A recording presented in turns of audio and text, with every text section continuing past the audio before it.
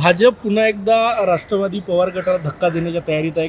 पश्चिम महाराष्ट्रातला पवारांचा जवळचा बडा नेता भाजपमध्ये प्रवेश करणार असल्याची चर्चा आहे।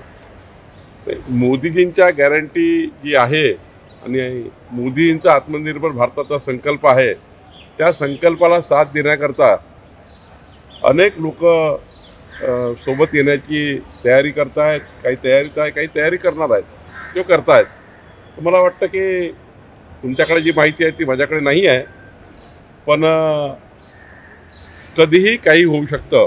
मोदीजींना साथ देण्याकरता कोणी येऊ शकतं। जयंत पाटलांकडे इशारा आहे। हा जो प्रश्न होता तो जयंत पाटलांसाठी होता। तुमच्याशी काही संपर्क झाला का? ते आले तर तुम्ही पक्षात घ्यायला तयार आहे का?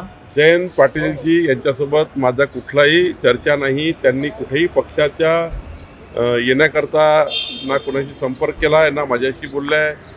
मला वाटतं काही कपोलकल्पित बातम्या असतील असं मला वाटतं, पण तरी मोदीजींना साथ देण्याकरता मोदीजींनी जो गॅरंटी दिली आहे देशाला, मोदीजींच्या संकल्पाला साथ देण्याकरता कोणी भाजपमध्ये येत असेल तर आमचा दुपट्टा तयार आहे। आम्ही कुणालाही भाजपमध्ये घ्यायला तयार आहे। आमच्याकडे स्पेस आहे, आम्ही कुणालाही नाही म्हणणार नाही। पण आमच्याकडे आमच्या विचारावर, आमच्या विचारधारेवर, आमच्या पक्षामध्ये जी काम करण्याची पद्धती आहे त्या विचारधारेला अनुसरून काम करावं लागतं आणि त्याकरता कुणी आलं तरी आम्ही त्यांना पक्षात घेऊ। तुम्ही म्हणता की तुमच्याशी संपर्क नाही झाला, पण तुमचे वरिष्ठ आहेत किंवा इतर दिल्लीचे नेत्यांशी संपर्क करून की भाजपच्या संपर्कात नाही असं तुम्ही नाकारणार नाही? मला याबद्दलची कुठलीही माहिती नाही। कुणाबद्दलही विश्वासार्हता धोक्यातील असं मी काही बोलणार नाही।